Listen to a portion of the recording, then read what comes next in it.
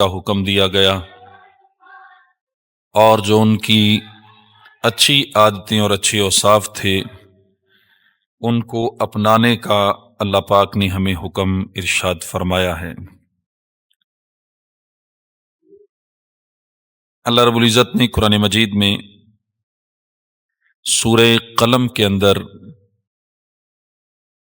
29ویں پارے کی یہ صورت ہے، ایک بڑا سبق آموز واقعہ بیان فرمایا ہے۔ سورہ قلم 29واں پارہ ہے اور سورہ قلم کی آیت نمبر 17 سے آیت نمبر 32 تک اللہ پاک نے اس واقعے کا ذکر فرمایا ہے۔ آپ 29واں پارہ کھولیں اور 29ویں پارے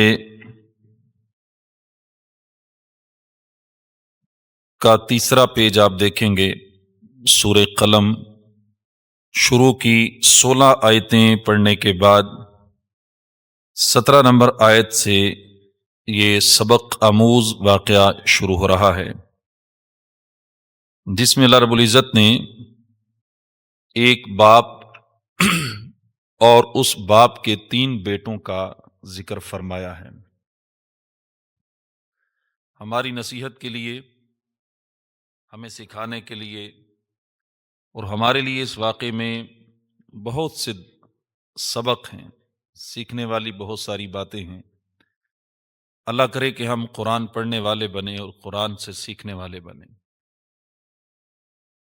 29واں پارہ سورہ قلم، اللہ رب العزت یہ واقعہ بیان فرماتا ہے۔ بنی اسرائیل میں ایک شخص تھا اور وہ ایک باغ کا مالک تھا۔ یمن کا شہر ہے صنعا شہر کے پاس اس کا ایک باغ تھا اور باغ کا وہ مالک تھا، اور اللہ پاک نے اسے دنیا کی دولت بھی عطا فرما رکھی تھی، لیکن اس کے ساتھ ساتھ وہ شخص بڑا نیک، متقی، پرہیزگار اور لوگوں پر احسان کرنے والا تھا، اچھی طبیعت کا مالک تھا۔ اللہ پاک نے اسے پاکیزہ اوصاف عطا فرمائے تھے۔ اس کی اولاد میں 3 بیٹے تھے۔ اس کی عادت یہ تھی، اس کے باغ کا نام تھا دردان۔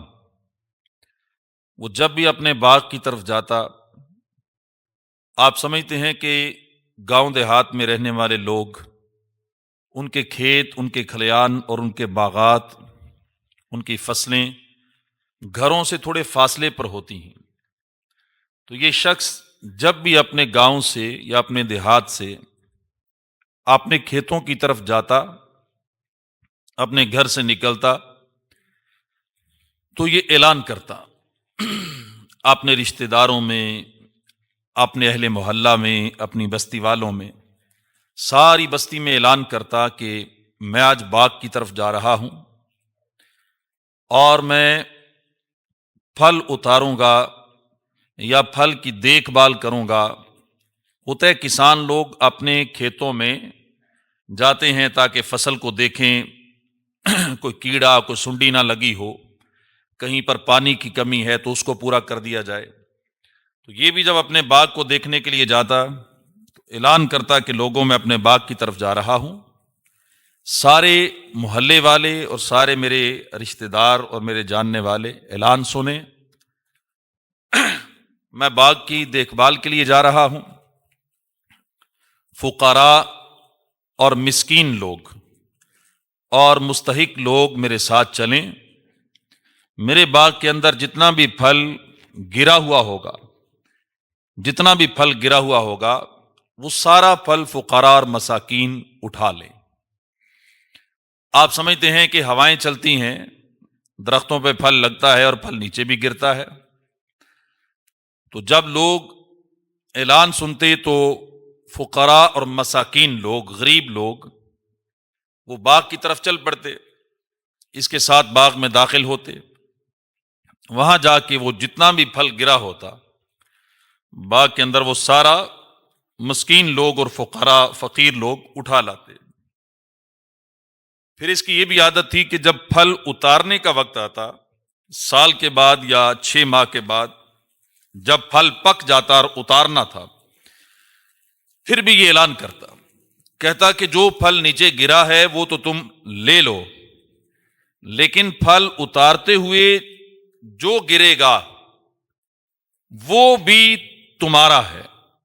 ایک تو جو ہواؤں سے گر گیا خود بخود، قدرتی طور پہ پھل اپنے درخت سے جدا ہو گیا، کہنے لگا کہ وہ بھی تمہارا ہے، اور اس کے علاوہ پھل اتارتے ہوئے جو گرے گا وہ بھی میں تمہیں دے دوں گا۔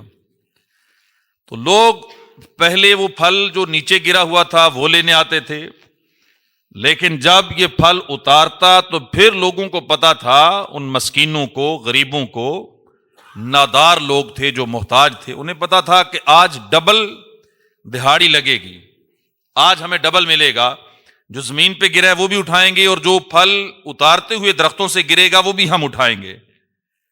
پھر اس کا طریقہ یہ تھا کہ یہ سارا پھل اتار کے اس کی ڈھیریاں لگاتا اور اس کے 10 حصے کرتا، اپنی اولاد کے لیے، گھر والوں کے لیے، اپنے باغ کے لیے، اپنے رشتہ داروں کے لیے 9 ڈھیریاں نکال لیتا، اور 10ویں ڈھیری یہ اٹھا کے پھر فقیروں کو بلاتا اور کہتا کہ آؤ یہ بھی تمہاری ہے۔ 3 طریقے اس نے اپنا رکھے تھے، ایک تو جو پھل گرتا وہ بھی دے دیتا، دوسرا جب پھل اتارنے لگتے تو تب بھی یہ کہتا کہ آ جاؤ بوریاں لے کے، تھیلے لے کے اور لے جاؤ، اور تیسرے نمبر پر جب یہ پھل اتار کے اپنا ڈھیریاں لگا لیتا تو اس وقت بھی یہ سخاوت کرتا اور لوگوں کو 10واں حصہ بانٹ دیتا۔ یہ اس کا معمول تھا، اور کئی سالوں سے اس کا یہی طریقہ تھا کہ یہ اپنے باغ میں سے اللہ کی راہ میں اسی طرح پھل نکال دیتا تھا۔ اللہ رب العزت نے قرآن مجید میں اس کے بیٹوں کا واقعہ بیان کیا ہے کہ جب یہ نیک انسان دنیا سے چلا گیا، رخصت ہو گیا، جب اس نے دنیا چھوڑ دی اور آخرت کا راہی بن گیا، تو اس کے بچے یہ تینوں بیٹھ گئے۔ جیسے آپ نے دیکھا نا کہ بعض اوقات گھروں میں جب باپ اس دنیا سے چلا جائے تو بیٹے بیٹیاں بیٹھ کے مشورہ کرتے ہیں کہ اب گھر کا نظام کیسے چلانا ہے، کیونکہ ابا جی کے ہوتے ہوئے بہت ساری چیزیں ابا جی خود کرتے تھے، ان کے اختیارات میں تھیں، ان کے ہاتھ میں تھی۔ اب ابا جی چونکہ اس دنیا سے چلے گئے ہیں تو گھر میں ایک فرد کم ہو گیا، اور ذمہ دار فرد، کاروباری بھی ہو، تو اب بچے بیٹھ کے یہ مشورہ کرتے ہیں کہ اب آگے ہم نے اپنے گھر کو کیسے چلانا ہے۔ یہ تینوں بھی بیٹھ گئے، ان تینوں نے بیٹھ کے مشورہ کیا کہ کیا کیا جائے۔ ساری چیزیں طے ہو گئیں، اور طے ہونے کے بعد جب باغ کی باری آئی تو پھر انہوں نے آپس میں مشورہ کیا، اور ان کے اس مشورے کو اللہ پاک نے قرآن مجید میں ارشاد فرمایا، بیان فرمایا۔ انہوں نے جو مشورہ کیا، جو ان کا انداز تھا، جو انہوں نے باتیں کی، وہ اللہ پاک نے قرآن مجید میں بیان فرمائی۔ ان تینوں نے اس بات پہ اتفاق کر لیا کہ ابا جی کا جو طریقہ تھا وہ ٹھیک نہیں تھا، ابا جی کا انداز ٹھیک نہیں تھا، کہ باغ ہمارا، محنت ہم کریں، کوشش ہم کریں، کاروبار ہمارا، انویسٹمنٹ ہماری ہے، دماغ ہمارا ہے، اور ابا جی نے یہ نیا طریقہ اختیار کر لیا تھا، کوئی بھی نہیں کرتا۔ بھائی باغ ہمارا ہے تو اس میں جو پھل گرے گا وہ بھی ہمارا ہے، پھل اتارتے ہوئے اگر کسی کے مزدور کے ہاتھ سے کوئی پھل گر جاتا ہے تو وہ بھی ہمارا ہونا چاہیے، پھر جو درختوں کے اوپر سے اترا ہے وہ بھی ہمارا ہی ہونا چاہیے۔ ابا جی کا یہ طریقہ ٹھیک نہیں تھا، ان تینوں کا اتفاق ہو گیا۔ اب یہ تینوں مشورہ کرنے لگے کہ کیا کیا جائے، کیونکہ ظاہری بات ہے جن لوگوں کو عادت ہے، جن لوگوں کو پتا ہے کہ اس باغ میں سے ہمیں ملتا ہے اور سال ہا سال سے مل رہا ہے، ابا جی سال ہا سال سے دے ہی رہے ہیں، تو آج جب ہم پھل اتارنے جائیں گے یا باغ کو دیکھنے جائیں گے تو لوگوں کو تو پتا ہے کہ ہم نے بھی ساتھ جانا ہے، کئی مسکین اور غریب لوگ ہمارے ساتھ چل پڑیں گے، تو کچھ ایسا کیا جائے کہ ان کو پتہ ہی نہ چلے۔ یہ تینوں نے فیصلہ کر لیا کہ ہم نے اپنے باغ میں سے کسی فقیر اور مسکین کو کچھ نہیں دینا. یہ ابا جی کا طریقہ ٹھیک نہیں تھا, ابا جی کا انداز ٹھیک نہیں تھا, کاروبار ایسے نہیں چلتے. ابا جی کو تو پتہ ہی نہیں تھا کاروبار کرنا کیسے ہے. انہوں نے تو لوٹ مار مچائی ہوئی تھی, لوٹ سیل میلہ لگایا ہوا تھا کہ وہ لوگوں کو بانٹتے ہی جا رہے تھے, اپنا فکر ہی نہیں, گھر کا خیال ہی نہیں. یہ اس طرح کی باتیں کر کے انہوں نے طے کر لیا کہ ابا جی کا طریقہ چھوڑ کر اب ہم اپنے طریقے سے کاروبار کریں گے, بزنس کریں گے لیکن اپنے طریقے سے کریں گے. انہوں نے پھر یہ مشورہ کیا کہ اب ہم کسی مسکین, کسی غریب کو اپنے باغ سے ایک دانہ بھی پھل کا نہیں دیں گے. تو پھر انہوں نے کہا اچھا اب ہم اپنے باغ کی طرف جائیں گے تو جن لوگوں کو پہلے سے پتا ہے کہ یہاں سے ہمیں کچھ ملنا ہے وہ بھی ساتھ چل پڑیں گے, کیونکہ ابا جی انہیں ساتھ لے کے جاتے تھے. تو پھر انہوں نے یہ مشورہ کیا اچھا ہم جائیں گے ہی اس وقت کہ جب رات کا پچھلا پہر ہوگا, لوگ سو رہے ہوں گے, کسی کو پتہ ہی نہیں چلے گا. پھر انہوں نے طے کر لیا کہ ہم رات کو پچھلے پہر اٹھیں گے اور اٹھ کے اپنے باغ میں جائیں گے اور باغ میں جا کے سارا پھل اتار کے منہ اندھیرے اپنے گھر میں لے آئیں گے, لوگوں کو پتہ ہی نہیں چلے گا. یہ مشورہ کر کے تینوں سو گئے. ادھر یہ تینوں سو گئے. اللہ پاک تو دلوں کے حالات جانتا ہے نا, دل میں کیا ہے, نیت کیا ہے, ہم سوچ کیا رہے ہیں, وہ تو باخبر ہے. اللہ رب العزت نے آسمان سے ایک آگ بھیجی, قرآن کہتا ہے وہ آگ آئی اور آگ نے راتوں رات ان کے باغ کو جلا کر راکھ کر دیا. پورا باغ ان کا جل گیا, بالکل ٹنڈ منڈ, نیچے وہ درخت بچ گئے, باقی سارا پھل پتے ٹہنیاں درخت سب جل گیا, جلے ہوئے ٹنڈ بچ گئے وہاں. اب صبح کے وقت جب یہ اٹھے تینوں بھائی اکٹھے ہوئے, گلی میں جا رہے ہیں اور قدم بھی آہستہ آہستہ رکھتے ہیں کہ کہیں ایسا نہ ہو کہ گلی میں ہمارے قدموں کی آواز سن کے کوئی جاگ نہ جائے, کسی فقیر مسکین کی آنکھ نہ کھل جائے. ہوتا ہے نا گاؤں دیہات میں رات کے اندھیرے میں جب بندہ کوئی نکلتا ہے تو دروازوں سے کھڑکیوں سے آواز اندر چلی جاتی ہے, قدم بھی آہستہ رکھتے ہیں. پھر ایک دوسرے کو کہتے ہیں کہ آہستہ بولو, گفتگو بھی آہستہ کرو, کہیں کوئی سن لے گا تو ہمارے ساتھ چل پڑے گا. تو یہ اس طرح مشورے کرتے کرتے آہستہ آہستہ قدم اٹھاتے اپنے باغ کی طرف چل پڑے. جب باغ کے پاس پہنچے تو وہاں باغ تھا ہی نہیں, بالکل خالی. پھر کہنے لگے کہ ہم راستہ بھول گئے ہیں, یہ کسی اور جگہ پہ آ گئے ہیں, یہاں تو ہمارا باغ نہیں ہے. غور کیا تو جب غور کیا تو راستہ بھی وہی تھا, لوکیشن منزل بھی وہی تھی, لیکن باغ نہیں ہے. تو ان میں سے ایک بھائی ان کا تھوڑا نیک طبیعت تھا, وہ بول کے کہنے لگا کہ ہم راستہ نہیں بھولے, یہ اللہ نے ہمیں سزا دی ہے. ہم نے جو ظلم کرنے کی نیت کی تھی اس بری نیت کی وجہ سے ہمیں سزا ملی ہے. ہمارا باغ اللہ کی طرف سے آئی ہوئی آگ نے کھا لیا ہے, ختم کر دیا ہے. اب یہ تینوں پھر اللہ کی بارگاہ میں توبہ کرنے لگے, رونے لگے اور عرض کرنے لگے پروردگار ہم نے اچھی نیت نہیں کی تھی, بری نیت کی تھی, اب ہمیں معاف کر دے. معافی مانگنے لگے. اللہ پاک غفور الرحیم ہے, اس نے ان کی توبہ کو قبول فرمایا اور اللہ پاک نے پھر ان کو ایک باغ عطا فرمایا, اس کا نام حیوان رکھا انہوں نے. اور انہوں نے چونکہ نیت اپنی ٹھیک کر لی, انہوں نے اپنا ارادہ بدل لیا, انہوں نے وہی طریقہ جو ان کے ابا جی کا تھا وہی طریقہ اپنا لیا. اللہ رب العزت کو ان کی یہ توبہ, ان کا پلٹنا, ان کا رجوع کرنا اور اللہ سے صلح کر لینا اور اپنی غلطی کو مان کر شرمندہ ہونا اور شرمسار ہو کر واپس پلٹ آنا اللہ کو اتنا پسند آیا کہ اللہ پاک نے انہیں پہلے باغ سے بھی زیادہ بڑا اور زیادہ پھل دینے والا باغ عطا فرما دیا. اب اس باغ کا کمال یہ تھا کہ اس میں سال میں اب 2 دفعہ پھل لگتا تھا اور پھل بھی اتنا بڑا.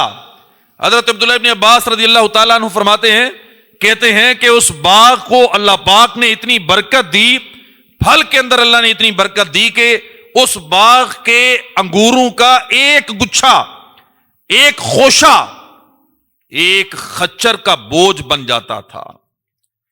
یعنی خچر جیسے ہوتا ہے نا، خچر سواری ہے، اس کے اوپر بوجھ لادا جاتا ہے، تو ایک انگوروں کا گچھا پورے خچر کا بوجھ بن، اتنے بڑے بڑے دانے تھے. ایک بزرگ کہتے ہیں کہ میں نے اس باغ کی زیارت کی ہے، میں نے دیکھا ہے کہ وہاں جو گچھا ہوتا تھا انگور کا، خوشہ ہوتا تھا، وہ ایک حبشی آدمی کے قد کے برابر ہوتا تھا. اتنا بڑا بڑا پھل اللہ پاک نے دیا، اس وجہ سے کہ انہوں نے اپنی نیت ٹھیک کر لی، ارادہ ٹھیک کر لیا. یہ 29ویں پارے میں اللہ پاک نے واقعہ بیان کیا ہے سورہ قلم کے اندر، آیت نمبر 17 سے لے کے آیت نمبر 32 تک. ان تین بھائیوں کا واقعہ اللہ نے بیان کیا کہ کس طرح ان کی نیتیں بدلیں، کیسے انہوں نے برا ارادہ کیا، کیسے اللہ پاک نے ان کو سزا دی، پھر کیسے انہوں نے توبہ کی، اور پھر کیسے اللہ پاک نے ان کو جزا دی. یہ سب اللہ پاک نے قرآن مجید میں ان آیتوں میں بیان فرمایا ہے. اب یہ واقعہ جو میں نے آپ کے سامنے قرآن مجید سے بیان کیا، اس میں ہمارے لیے بہت سبق ہے، سیکھنے کے لیے بہت ساری چیزیں ہیں. نمبر ایک تو ہمیں یہ سیکھنے کو ملا کہ اپنے مال میں سے اللہ کی راہ میں دینا، اللہ کی راہ میں خرچ کرنا اور حصہ نکالنا، اپنی کمائی میں سے، اپنے مال میں سے غریبوں کا، مسکینوں کا، فقیروں کا حصہ نکالنا، یہ ہمارے مال کی، کاروبار کی حفاظت کرتا ہے. ایک یہ چیز سیکھنے کو ملی کہ بندے کو حصہ نکالتے رہنا چاہیے، سخاوت کرتے رہنا چاہیے، اللہ کی راہ میں دیتے رہنا چاہیے، کبھی بھی ہاتھ روکنا نہیں چاہیے. جب بندہ ہاتھ روکتا ہے، رزق کم ہوتا ہے، بے برکتی ہوتی ہے، نقصانات ہو جاتے ہیں. اور دوسرا سبق ہمیں یہ سیکھنے کو ملا اس آیت مبارکہ سے کہ نیت کا بڑا دار و مدار ہے.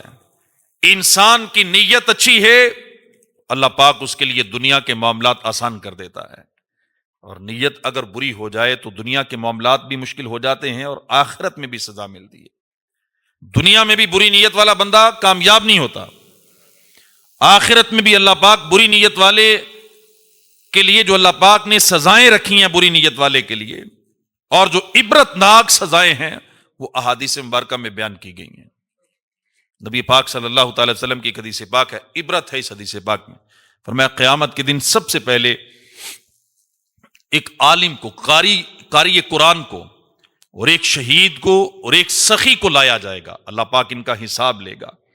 قاری قرآن سے پوچھا جائے گا بتا، وہ کہے گا پروردگار میں نے تیرا قرآن حفظ کیا، قرآن سیکھا، پڑھا، لوگوں کو پڑھایا، ساری زندگی دین کی خدمت کی. پروردگار فرمائے گا کی کس کے لیے؟ اے مولا تیرے لیے. فرمائے گا نہیں، تو جھوٹ بول رہا ہے، تو نے میرے لیے نہیں کیا، تیری نیت میری رضا نہیں تھی. تو قرآن پڑھتا تھا، تو حدیث پڑھتا تھا، تو واز کرتا تھا، تو مصلی پہ، ممبر پہ بیٹھتا تھا، میری رضا کے لیے نہیں، لوگوں کی رضا کے لیے. اور جو تو چاہتا تھا وہ دنیا میں تجھے مل گیا. حکم ہوگا کہ اسے جہنم میں ڈال دیا جائے. پھر ایک شہید کو لایا جائے گا. پروردگار پوچھے گا، ہاں، عرض کرے گا پروردگار میں نے تیری راہ میں جان قربان کر دی، زخم کھائے، میں زخمی ہوا، شہید ہو گیا، جان تیری راہ میں لٹا دی. اللہ فرمائے گا تو بھی جھوٹ بول رہا ہے، میرے لیے نہیں، تو نے اس لیے لڑنے کے لیے گیا کہ لوگ تجھے بہادر کہیں، لوگ تجھے کہیں کہ ہمت والا ہے، کتنا بہادر ہے. اور کہہ لیا گیا، لوگوں نے کہہ دیا میری بارگاہ میں تیرے لیے کوئی اجر نہیں ہے، اسے بھی جہنم میں ڈال دیا جائے گا. پھر ایک سخی کو لایا جائے گا، پوچھا جائے گا ہاں تو سنا. عرض کرے گا پروردگار میں نے تو ساری زندگی سخاوتیں کی ہیں، جو مال تو نے دیا میں نے تیری راہ میں خرچ کر دیا، جو تو نے نوازا میں تیری راہ میں خرچ کرتا رہا، مسجدیں بنوائیں، مسجدوں میں چندے دیے، مدرسے چلائے، لوگوں کے گھروں میں راشن ڈالا، ویلفیئر کے کاموں میں حصہ لیا، پانی کے فلٹر پلانٹ بھی لگوائے، دنیا میں میں نے بڑی سخاوتیں کی ہیں. پروردگار فرمائے گا تو نے جو بھی کیا ہے دنیا کو دکھانے کے لیے کیا، اللہ کی رضا کے لیے تو کبھی ایک روپیہ بھی خرچ نہیں کیا. تو نے اللہ کو راضی کرنے کے لیے تو نے کچھ نہیں کیا. اس کے بارے میں بھی فیصلہ ہوگا کہ اس کو بھی منہ کے بل گھسیٹ کے جہنم میں ڈال دیا جائے.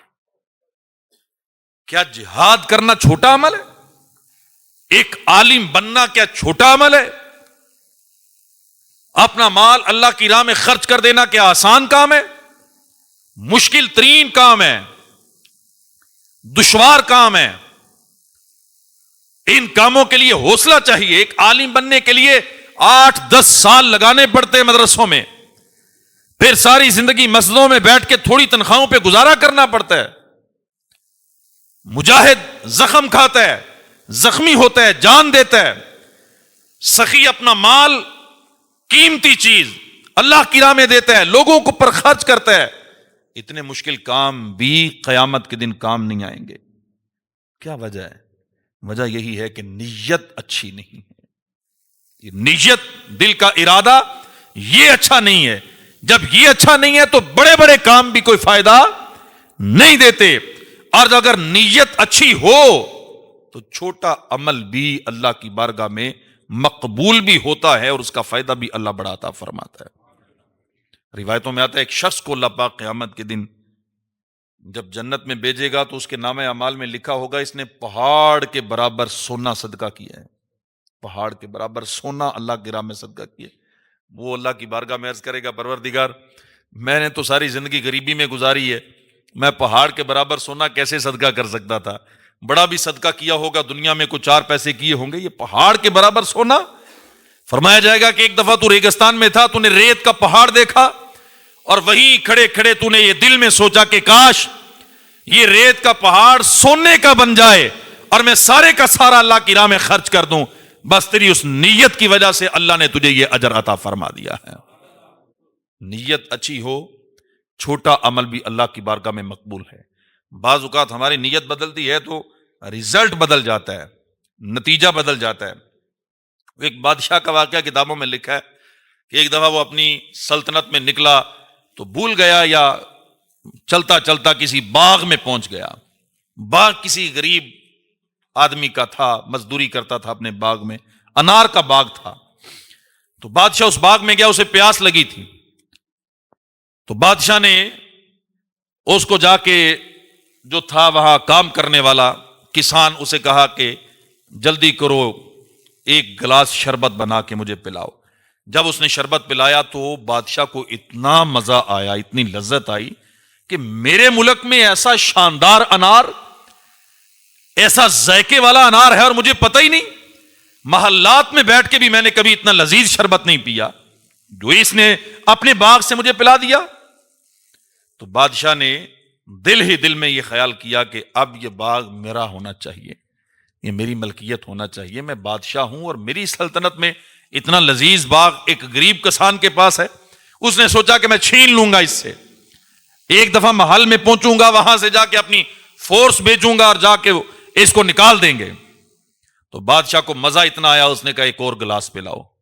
اس نے ایک اور گلاس جوس بنا کے بادشاہ کو پیش کیا، وہ بڑا کڑوا تھا، بے ذائقہ، کھٹا، انتہائی کڑوا۔ بادشاہ نے کہا یہ کس درخت کا پھل لے آئے ہو؟ اس نے عرض کی حضور جس درخت سے پہلے انار توڑا تھا یہ بھی اسی درخت سے توڑا ہے۔ بادشاہ نے کہا نہیں تو جھوٹ بولتا ہے، پہلے انار کا ذائقہ کچھ اور تھا، اس کا کچھ اور ہے۔ اس نے عرض کی حضور میں نے درخت نہیں بدلا، باغ نہیں بدلا۔ بادشاہ نے کہا کچھ نہ کچھ بدلا ہے۔ اس نے کہا مجھے لگتا ہے کہ بادشاہ کی نیت بدل گئی ہے۔ درخت نہیں بدلا، باغ نہیں بدلا، لیکن بادشاہ کی نیت بدل گئی ہے، اور اس نیت کی وجہ سے اللہ نے پھل کا ذائقہ بھی بدل دیا ہے۔ بعض اوقات انسان بری نیت کرتا ہے تو اس کا ثمر اسی وقت ظاہر ہو جاتا ہے۔ ہم لوگوں کے ساتھ برا کرنا چاہتے ہیں، ہم کسی کے بارے میں برا سوچتے ہیں، برے منصوبے بناتے ہیں، پلاننگ کرتے ہیں، اور وہ بعض اوقات پلاننگ ہمارے خلاف آتی ہے۔ اور بعض اوقات بندہ اچھی نیت والا ہوتا ہے، لوگوں کے بارے میں اچھی نیت کرتا ہے، اچھا سوچتا ہے، لوگوں کی خیر خواہی کی نیتیں کرتا ہے، اللہ لوگوں کو بھی اس کے ذریعے فائدہ پہنچاتا ہے، لیکن اس کی اچھی نیتوں کا فائدہ اللہ پاک اسے بھی پہنچاتا ہے۔ یہ بھی ہمیں سیکھنے کو ملا اس آیت مبارکہ سے کہ نیت کا بڑا کردار، اعمال کا دار و مدار نیتوں پر ہے۔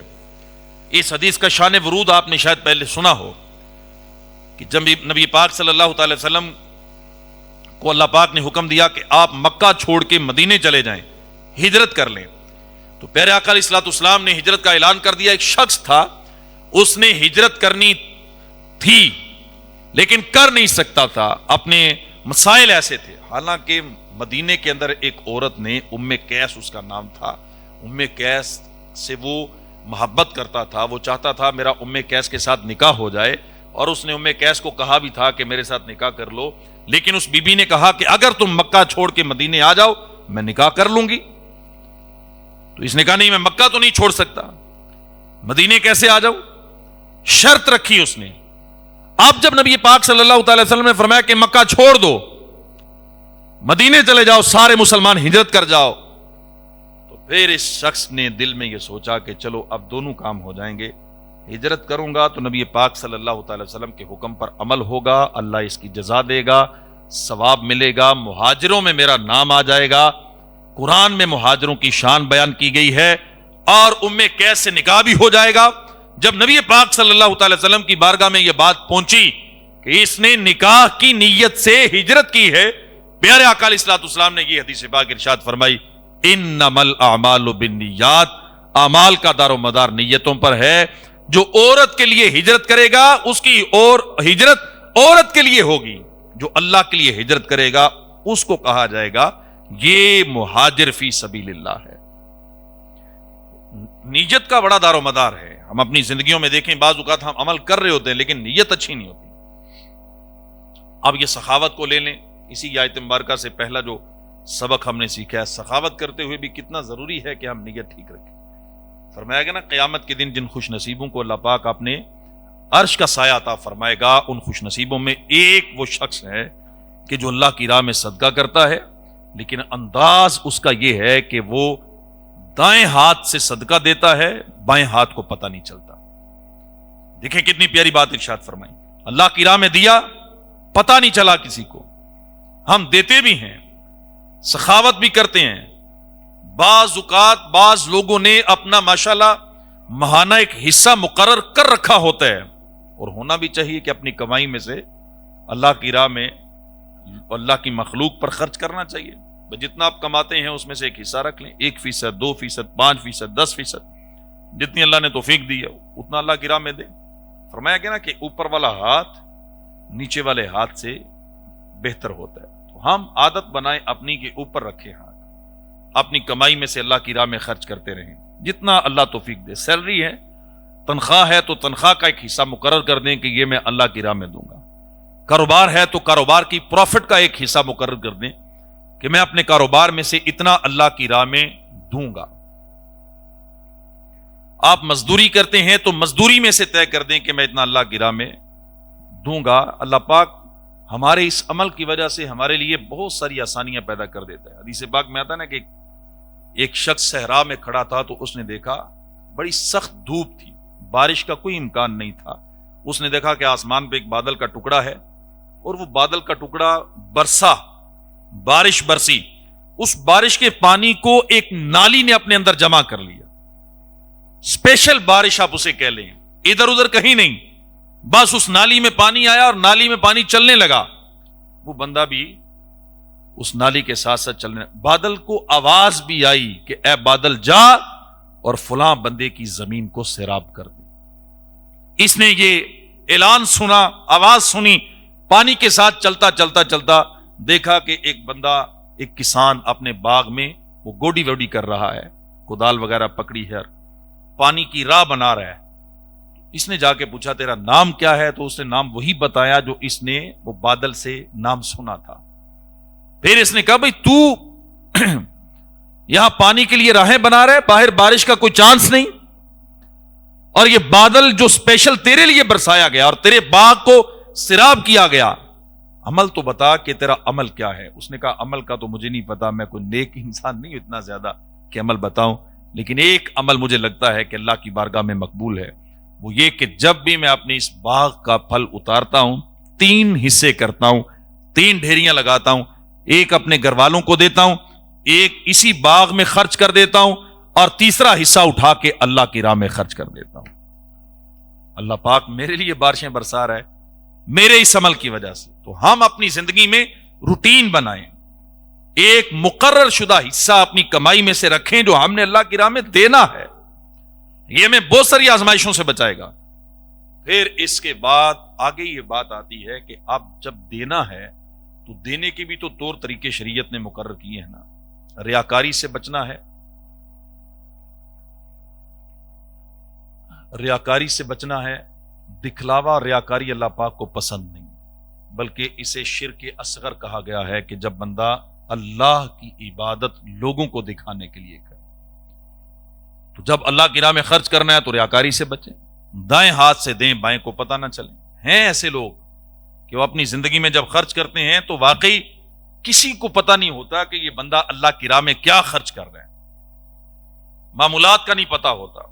بعض لوگوں نے یتیم بچوں کی کفالت اپنے ذمہ لی ہوتی ہے, کسی کو پتہ ہی نہیں. بعض لوگ کسی کا قرض اتار دیتے ہیں, کسی کو پتہ ہی نہیں. بعض لوگ کسی کے مشکل وقت میں کام آتے ہیں, کاروبار کھول کے دے دیا, نوکری لگوا دیا, کسی کو پتہ ہی نہیں کرنے والا کون ہے. ایسا عمل اللہ پاک نصیب والوں کو عطا فرما جس میں ریاکاری نہ ہو. پھر دوسری چیز ہے, ہم جب دیتے ہیں نا اللہ کی راہ میں, دیکھنا چاہیے کہ دے کہاں رہے ہیں. مستحق بندہ ہماری بغل میں موجود ہے, مستحق بندہ ہمارے اپنے گھر میں موجود ہے, حقدار ہمارے رشتہ داروں میں موجود ہے, حقدار ہمارے محلے میں موجود ہے. لیکن ہم سخاوت کرنے کے لیے وہ 7 ضلع پار کر کے جائیں گے. وہاں جانے کی کئی نیتیں ہو سکتی ہیں. بعض اوقات بندہ دکھلاوے کے لیے, بعض اوقات معلومات میں کمی ہوتی ہے کہ سب سے افضل صدقہ اسے کہا گیا ہے جو اپنے رشتہ دار کو دیا جائے. تیرے رشتہ داروں میں کوئی مستحق ہے, حقدار ہے, تو غور کر, اپنے بھائیوں کو دیکھ, بہنوں کو دیکھ. صدقہ تو دیا جا سکتا ہے نا انہیں.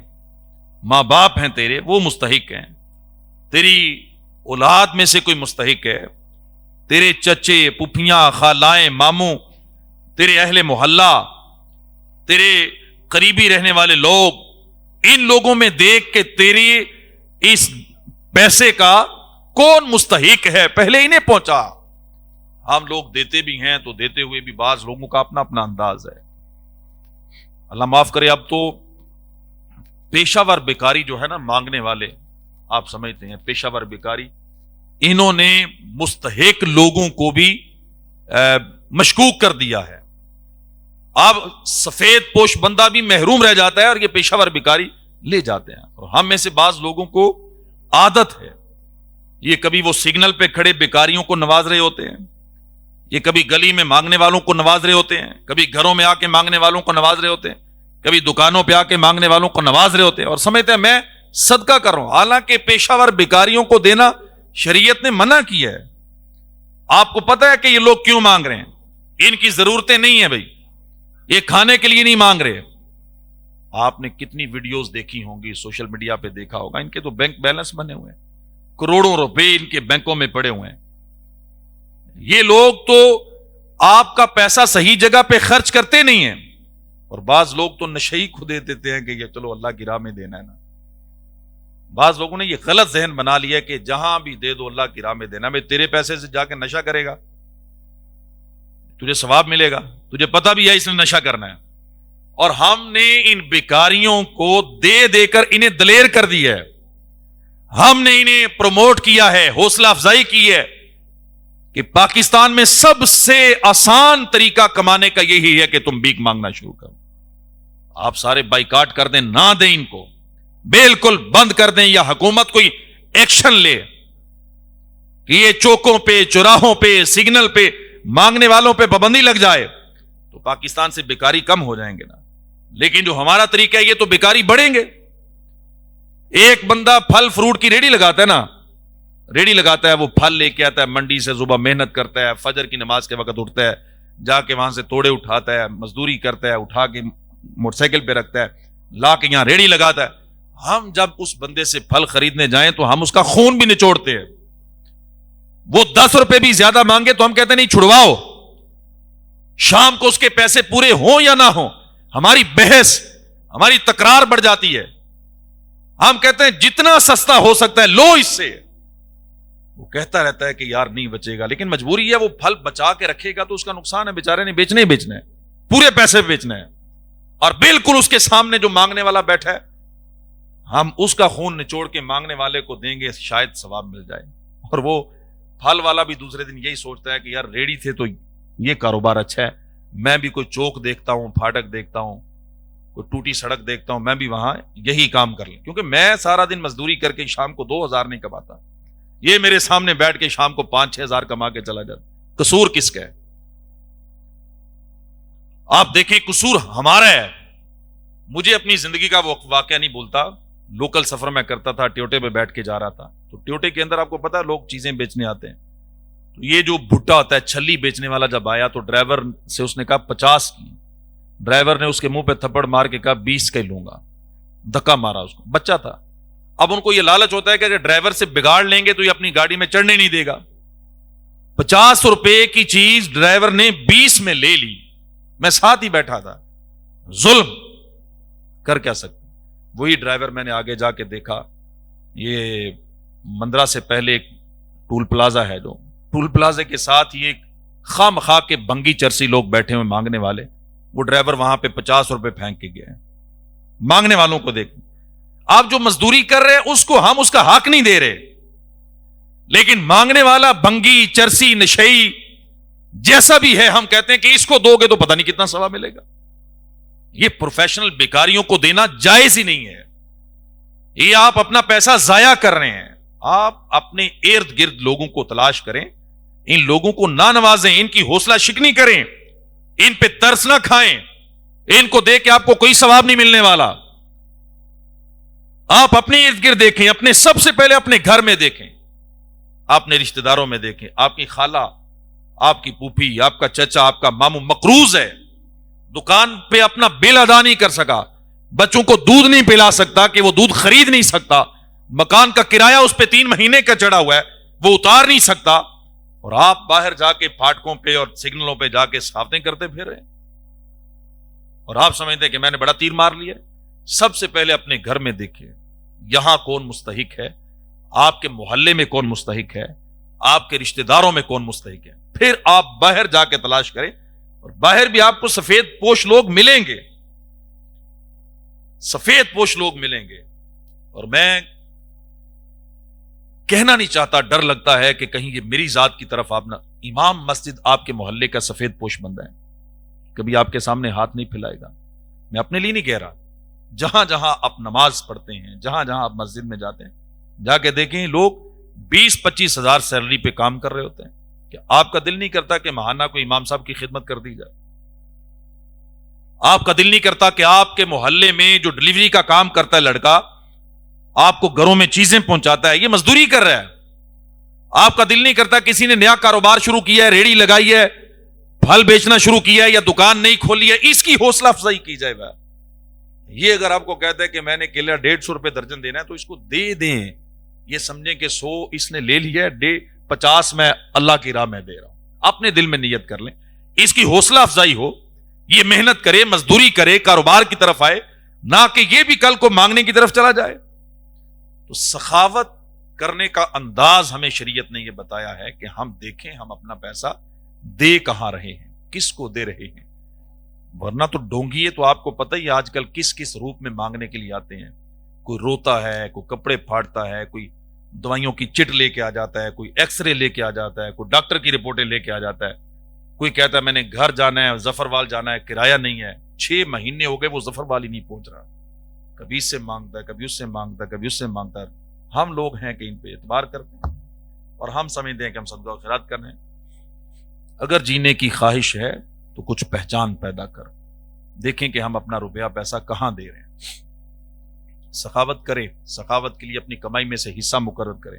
میں مشورہ دوں گا کہ ماہانہ فکس کر لیں کہ میں نے اتنا اللہ کی راہ میں دینا ہی دینا ہے، انشاءاللہ اس کی برکتیں آپ دیکھیں گے، اللہ پاک آپ کے رزق میں، عمر میں برکتیں عطا فرمائیں، اللہ پاک ہم سب کو عمل کی توفیق عطا فرمائے، آمین۔